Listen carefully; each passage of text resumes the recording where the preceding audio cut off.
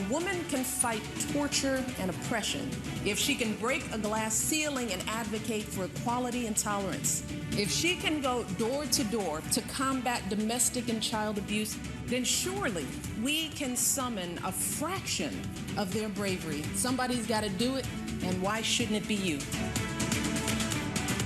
A woman can make great impact in society. I realized that through leading the organization, I could support more than one individual. I could change the policies in the state. I can make a better life for those groups to whom I serve. We face sexism, harassment, name and shame us.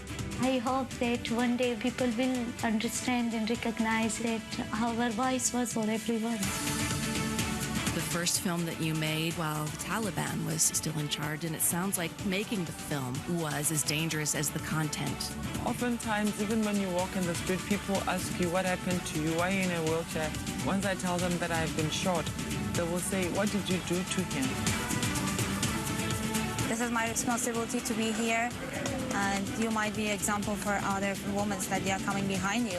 It is for many women that they watch me and say, okay, when she did it, why we don't do it?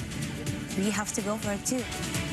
Even after such suffering by being abducted, kept incommunicado, my family and friends believing that I might be dead, I still felt that I had a responsibility to go on doing human rights work. The world will never, ever, ever reach its potential till all women are treated with dignity and respect.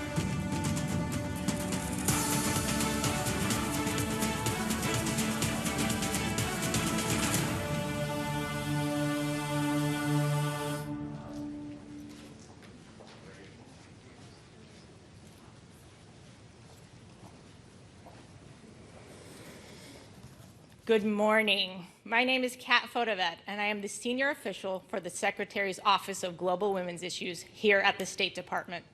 It is my pleasure to welcome both our in-person and virtual audience to the 15th Annual Secretary of State's International Women of Courage Awards. We are delighted to join you today on International Women's Day. Since 2007, the U.S. has marked this day by recognizing women who have exemplified exceptional courage and leadership, advocating for human rights, women's equality, and social progress, often at great personal risk to themselves and their families. Our office is responsible for ensuring that gender equality and women's empowerment are integrated throughout the work of the State Department, both here in Washington and at our embassies and consulates overseas.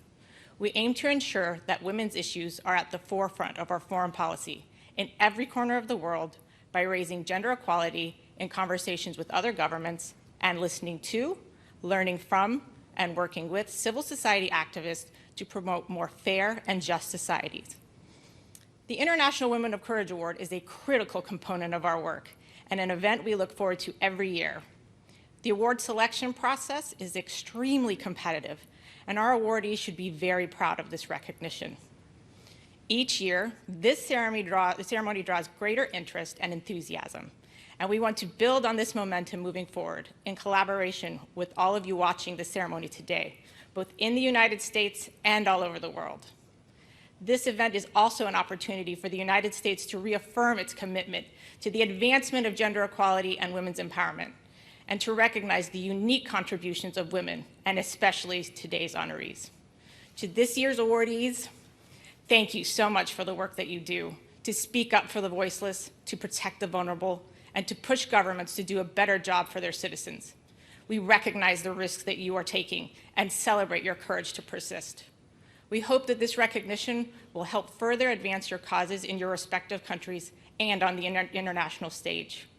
We are so inspired by all of your stories, and while we recognize the challenges to the advancement of women's empowerment continue to persist, we also celebrate the enormous progress that has been made over the last few decades due to the efforts of women like our awardees.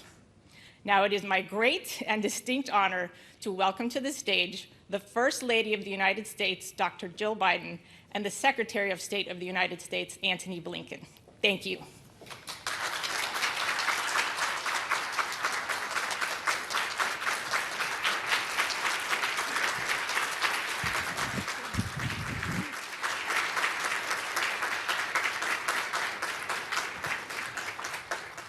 Good morning. Good morning, everyone, and welcome to today's celebration. We have a few special guests today because this is an event that always brings people together. And our most special guest is our wonderful First Lady, Dr. Jill Biden, a dear friend, a fierce champion for women and girls here at home and around the world. Welcome. Thank you. Thanks.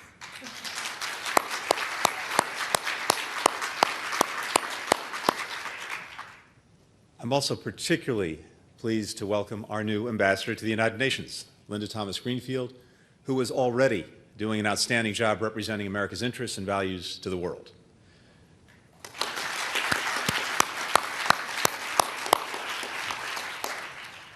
And another good friend of many years, Ambassador Kathy Russell, now helping shape our workforce as director of the White House Presidential Personnel Office, but who did amazing work here at the State Department as the head of the Office for Global Women's Issues under President Obama. Kathy, great to have you. Kat Fotovat, who is carrying forward that critical work today, we deeply appreciate it. Acting Assistant Secretary Matt Lussenhop from the Bureau of Educational and Cultural Affairs, which played a major role in making this award ceremony possible. And from the First Lady's office, Ambassador Julissa Reneso, now the First Lady's Chief of Staff, and former Deputy Assistant Secretary of State Mala Adiga, now the First Lady's Policy Director. It's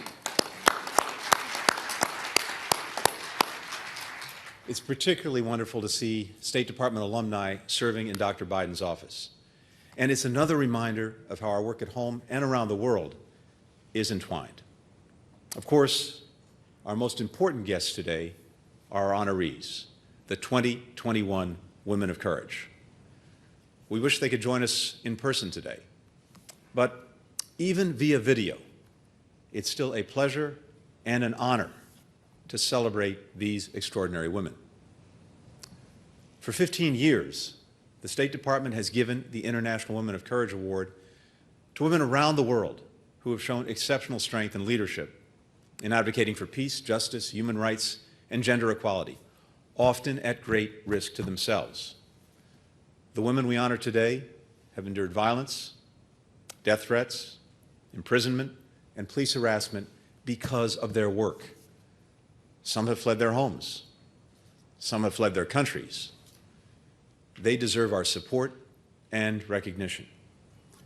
And they remind us of something we must never forget, that it is often women who lead the charge for human rights, democracy, and justice, including in places where women hold much less than half of the political, economic, and social power. And it's often women and girls who are the most vulnerable to human rights abuses. That's why the equal rights and dignity of women and girls is a foreign policy priority for the United States. When we design our foreign policy with the rights and needs of women and girls in mind, our policy is more effective, more humane, and more likely to make a lasting difference in people's lives. And when we support women, we can help foster change on a much broader scale, because it's often women doing the hard work to make that change happen. That's certainly the case with today's honorees. And so, without further ado, here are this year's Women of Courage. First, Maria Kalnisnikava is a democracy activist in Belarus. Ahead of last year's presidential election, she mobilized women across the country to protest the rule of Alexander Lukashenko, Europe's last dictator. She's absent from the screen today because she's sitting in a Belarusian prison. The United States will continue to call for her unconditional release and for the release of all political prisoners in Belarus. Maximilian Ngo Mbi is a human rights activist in Cameroon. She's worked to bring an end to years of violence between the government and separatists and to hold security forces to account for abuses against civilians. Wang Yu is one of the most prominent human rights lawyers in China. She's represented cases involving abused children, ethnic minorities, women, and religious adherents, and her work has brought government pressure on her through today. We've not been in regular communication over the past 2 days. We're concerned because we know that she wanted to attend today's ceremony. We'll be following up and, if necessary, speaking out on her case. Mayerlise Angarata has been instrumental in the implementation of the peace accord in Colombia. Her relentless engagement has brought government and civil society groups together to stop violence and narco-trafficking. Julien Lusengui has led the fight against sexual and gender-based violence in the Democratic Republic of the Congo for more than 40 years, founding the country's leading NGO and helping achieve international agreements against sexual violence in war. Erica Ifan is a trial judge in Guatemala's high-risk criminal court. She regularly faces threats and harassment as she presides over high-profile corruption and war atrocity cases. Shorey Bayat is a referee of international chess tournaments, and she was photographed at a competition in China last year without her hijab visible. There was an outcry in her home country of Iran. She sought refuge in the United Kingdom, and now she is a leading voice for women's rights in Iran. Phu Phulang led the movement in Burma to preserve the independence of universities and protect the teaching of ethnic minority languages. Her NGO builds ties among young people across ethnic and religious groups. Muskan Khatun is a 16-year-old from Nepal who survived an acid attack after rejecting a boy's advances. Thanks to her courageous activism, there are now stronger penalties for acid attacks and regulations on the sale of acids in Nepal. Zahra Mohammed Ahmed is a lawyer in Somalia who fights for survivors of sexual and gender-based violence, internally displaced people, and refugees returning home, some of the most vulnerable people in one of the most dangerous places in the world.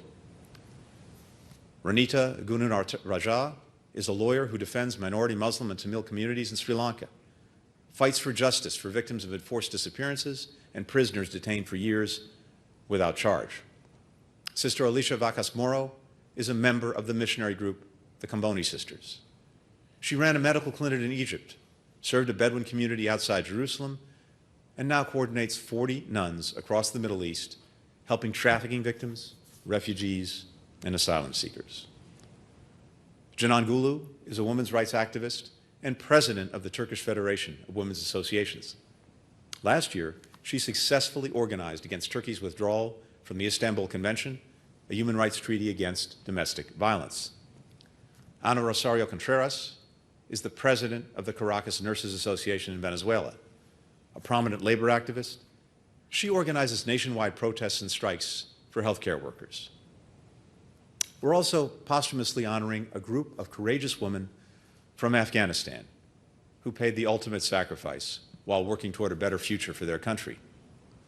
Fatima Khalil, an official with the Afghanistan Independent Human Rights Commission, was killed by an IED on her way to her office.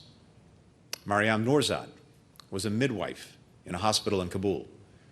When 3 gunmen attacked the maternity ward, she refused to leave her patient and was killed along with the patient and newborn. Freshta, daughter of Amir Mohammed, was a prison guard murdered by an unknown gunman while walking to a taxi on her way to work. Fatima Rajabi was an anti-narcotics police officer captured and killed by the Taliban. Malayla Mawand was a reporter murdered by unknown gunmen in Jalalabad, part of a troubling increase in violence against journalists in Afghanistan. General Shamila Fro, the head of the gender unit in the National Directorate of Security. She was assassinated in an IED explosion targeting her vehicle. And Freshta Kohistani was a popular blogger and women's rights and democracy activist killed by unknown gunmen near her home in Kapisa province. They represent women and girls across Afghanistan who continue to press on in defense of their hard-won gains and in the face of high rates of violence against Afghan women. Finally, I want to mention a woman we honored in 2012, Samar Badawi of Saudi Arabia, who fought a long battle for legal freedom from her father and became a prominent advocate for women's voting rights. She's been in prison since 2018, along with other women's rights activists, and we join other nations in calling for their release. My deepest thanks to all of this year's International Women of Courage. You're making our world more just, stable, peaceful, and free. The United States is proud to be in your corner.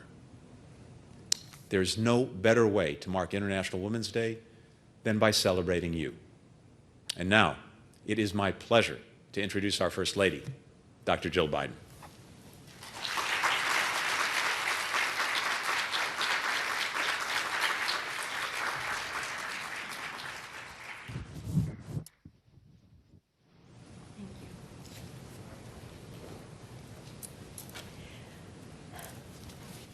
Good morning, everybody. And thank you, Secretary Blinken, Tony, Ambassador Russell, Ambassador Thomas Greenfield. Joe and I have so much respect and admiration for each of you. And to the men and women of this department, we are so grateful for your work. In the past few years, our Foreign Service officers have seen how fragile and critical diplomacy can be. But the challenges our nation faced only inspired you to fight harder for democracy, universal rights, and the rule of law in all the places you serve. The President and Secretary Blinken are going to make sure that your faith is rewarded. And America will lead because you are forging the way.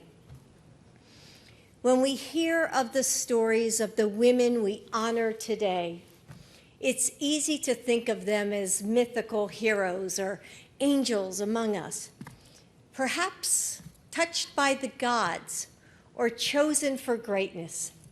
What else could explain such Herculean acts of fortitude and fearlessness? Yes, our awardees today are heroes, but they are also human. They want what we want: comfort, happiness, good meals with friends and family, memories that make them smile long after they're made.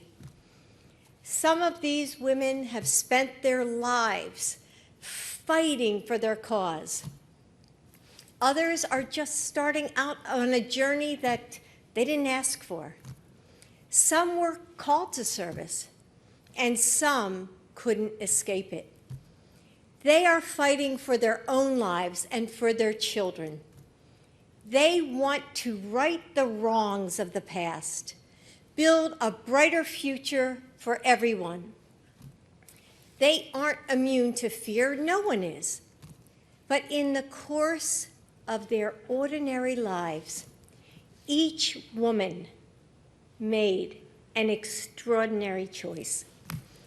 You see, courage isn't really found. It doesn't conjure away our doubts. It's an intentional decision made. It's the prickle of each possible disaster running the length of your back, but standing to face the unknown anyway.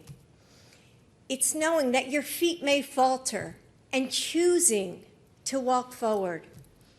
It's hearing the chorus of voices that say that you are not enough, that you will not succeed, and following a single note of hope through the din. These women made an extraordinary choice to persist, to demand justice, to believe that despite the obstacles and fear that they faced, that there is a future worth fighting for. And we have a choice to make too. If we have learned anything in this year of sickness and sorrow, it's that we are all connected to one another. How one deadly breath can move through the world. Poverty and conflict, unrest and uncertainty, these aren't contained by borders.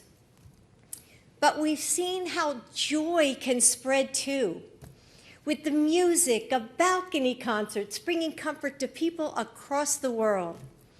We've seen calls for justice echoing through the streets of cities near and far.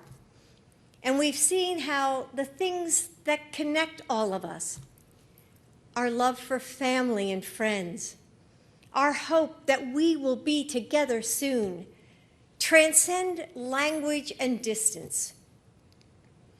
Diplomacy at its best is a recognition of this connection. That freedom for women in Afghanistan strengthens communities everywhere. That education in Burma creates opportunity far away. That fair elections in Belarus will bolster our own democracy too. That justice can only be justice if it's for all. Your fight is our fight, and your courage calls us to come together again and again and again. My husband understands that we can't do this alone. The United States will stand with you. We will make the choice to lead, to be bold, and to lift up women and girls everywhere who light our way. For 15 years, we have honored women around the world who have made the extraordinary choice to fight for something bigger than themselves. Today, we recommit to being worthy of that courage, to understanding that our lives are tied together in immeasurable and powerful ways. And by choosing every day to honor that connection, we will stand with you as we build a brighter future for us all. Thank you.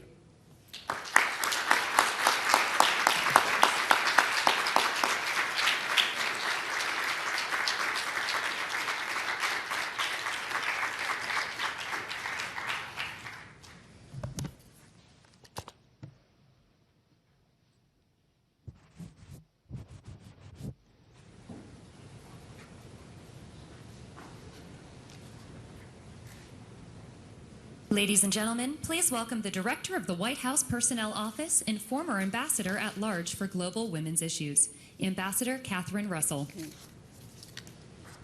Thank you. Thank you, everyone. It's great to be back. Dr. Biden, it's hard to follow you. I've been following you my whole career, so it's only appropriate that I do it today as well. Secretary Blinken, Ambassador Thomas Greenfield, always wonderful to be with you. And my former colleagues here at the State Department, it's really wonderful to be back here. I love being at the State Department, and I'm really delighted to see you all today. I've always loved this event, and so did the colleagues across the building. Every seat was always filled, and even the gruffest Foreign Service officers came away moved by the stories that they heard here. We all felt so grateful to be in the presence of such amazing women. This is an event and an award well named, because the women we're honoring today and the women who have been honored these past 15 years have shown courage in all its forms. They're young and old, they're lawyers, nurses, human rights advocates, and even nuns. They're warriors for justice and advocates for accountability. And every day they work so hard to make the lives of those around them fairer, safer, and more just. In the last year, we here in the United States have seen many faces of courage in our own country: nurses, doctors, and countless frontline workers. We've learned firsthand that courage isn't acting without fear, but acting despite it. Each of our awardees today has summoned courage, many in situations hard for us here to imagine. Several of them have lost their lives in those efforts. It's only right that we honor them here today, but it's not enough. All of us have to carry on the struggle for women's rights, here and around the world. The awardees here today remind us how much that struggle means. And it's now my great pleasure to introduce video messages from the Chiefs of Mission representing the embassies that nominated this year's awardees.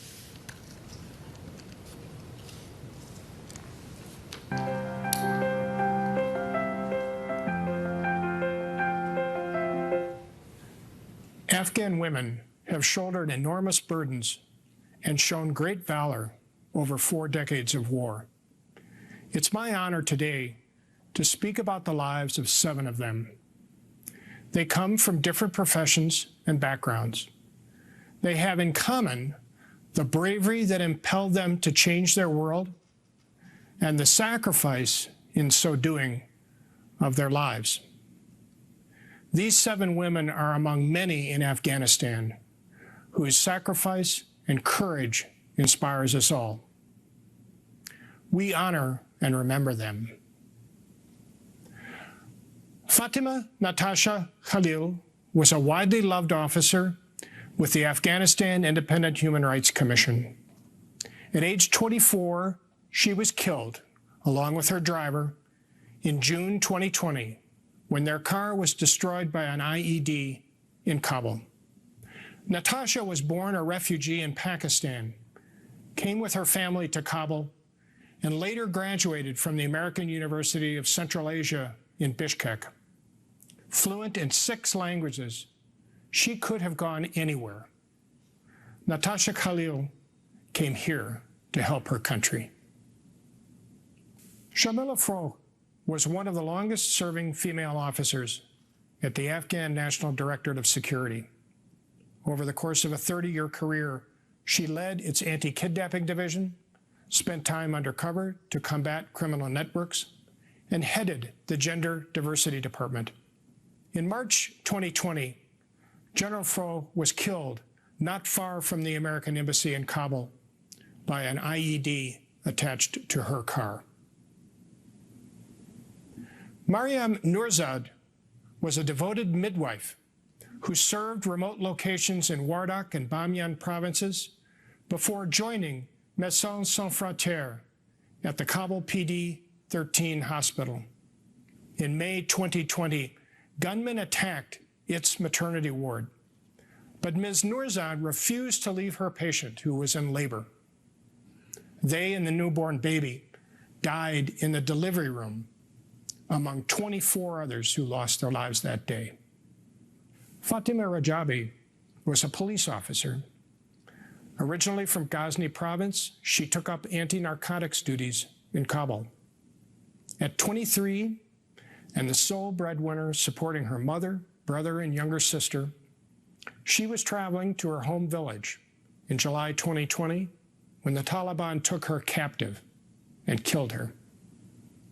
2 weeks later, the Taliban sent Fatima Rajabi's remains to her family.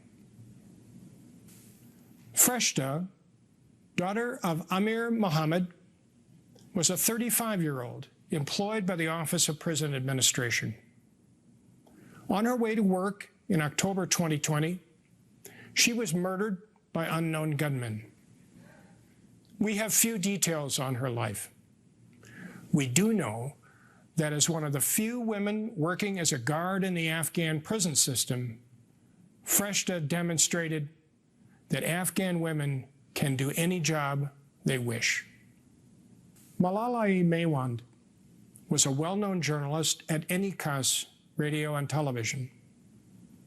Along with her driver, she was, at age 23, shot and killed by gunmen in Jalalabad in December 2020. The so-called Islamic State later claimed responsibility. Underscoring the challenge of being a female journalist in Afghanistan, she received many threats, but did not stop reporting and advocating on public affairs, women's rights, and other issues. She was strongly motivated.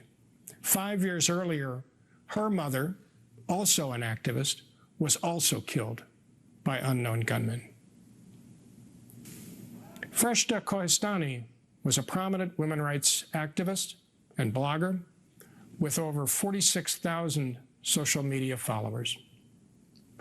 She persevered in spite of threats. She and her brother were assassinated by unknown gunmen near her home in Kapisa province in December. Freshta Koestani left behind a husband and a child. On behalf of the United States, I extend my deepest condolences to the families of these brave and distinguished women for their loss.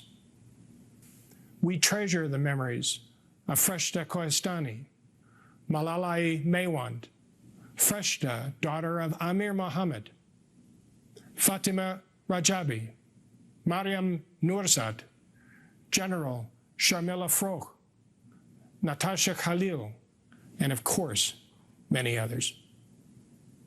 All of us mourn their loss and take inspiration from their lives of character, courage, and service to their people and their country. Thank you.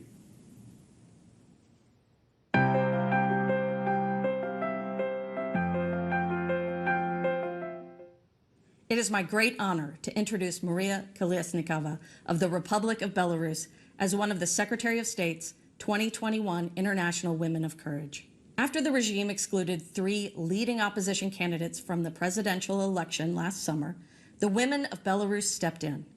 Maria, the campaign manager for one of those candidates who was put in jail, served as the organizer and public voice of the candidacy of Svetlana Tsikhanouskaya, the wife of yet another imprisoned candidate. Veronika Tsepkala, the wife of the 3rd candidate, who went into exile to avoid being arrested, also joined the effort. These 3 women became known as the Troika. All 3 deserve recognition as incredibly courageous leaders. Maria called on her fellow citizens to stand up for fundamental freedoms and civil liberties, while urging police and protesters alike to reject violence. At times, Maria put herself physically between the two to prevent violence. Inspired by Maria and her partners, women across Belarus responded to the power of her example and, in the face of horrific police brutality, rose up as leaders of the peaceful protest movement. Authorities abducted Maria, threatened to kill her, and tried to forcibly exile her. In response, Maria defiantly tore her passport at the border, risking her life and imprisonment on false charges to stay in Belarus and fight for freedom and democracy. Even from her prison cell, Maria's bravery continues to inspire the people of Belarus and all those around the world who cherish freedom. Maria, we salute you, and we call once again for your immediate release.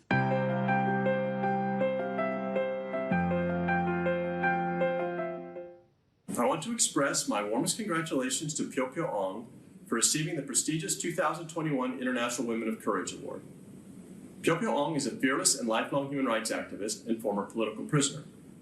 Of course, I am taping this message against the backdrop of an unlawful military coup that overthrew the democratically elected government of Burma. Pyo Pyo Ong's work has therefore become even more urgent.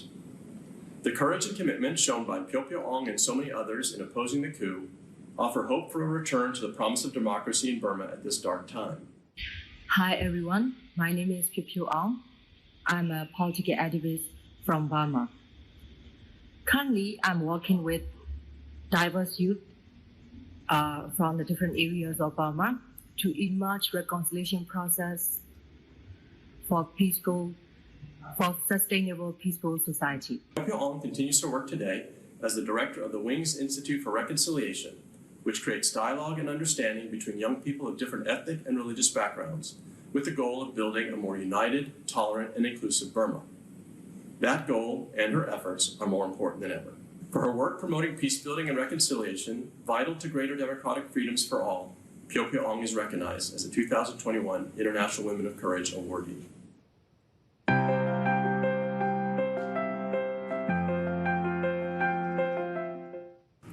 Greetings from Cameroon. My name is Vernell Trump-Fitzpatrick, Chargé d'Affaires of the U.S. Embassy. It is my honor to introduce Maximilienne Chantal Ngo Mbe, the Executive Director of the Network of Human Rights Defenders of Central Africa. Maximilienne has faced a number of challenges. She has endured physical assault, attempted kidnappings of herself and of her children, arson, burglaries, and smear campaigns. Yet, for 30 years, she has remained steadfast in her commitment to promoting the human rights and political freedoms of others. Maximilian has fought against everything from detentions of journalists and political actors to abusive treatment of LGBTI people and overcrowding in prisons. Since the start of Cameroon's violent separatist conflict in 2016, with a high toll of civilian deaths and displacement, Maximilian has tirelessly called for a ceasefire and mediation process, advocated for humanitarian access, and shed light on civilian casualties. She's pressed for accountability of security forces in the context of separatist conflict and in the fight against Boko Haram and ISIS West Africa. When video circulated in 2015 of soldiers shooting 2 women and children in the far north, she was one of the leading voices insisting on accountability. Her tenacity helped lead to the conviction of 4 soldiers in 2020, an example of Maximilian's perseverance in championing justice under the law and her ongoing contribution to Cameroon's democratic development. I've had the privilege to see firsthand the amazing work Maximilian is doing. Her commitment to fundamental rights and freedoms in Cameroon is inspiring to us all.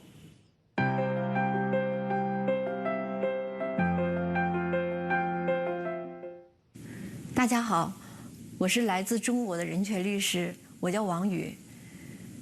我来自内蒙古，在北京做律师。我因为代理人权案件，2015年开始受到打压，之前被关了1年多，又被软禁了1年多。我作为一个法律人，还是希望能够推进中国的法治建设，也希望能够在中国这个社会上实现人权法治，也实现一个公平和正义吧。从我个人来说，因为2008年，我曾经被司法公检法迫害、打击报复而判刑2年半。之后呢，我2015年也因为代理人权案件，被政府打击报复。另外，我代理的案件过程中，我也看到这种司法的腐败和堕落，因此，作为一个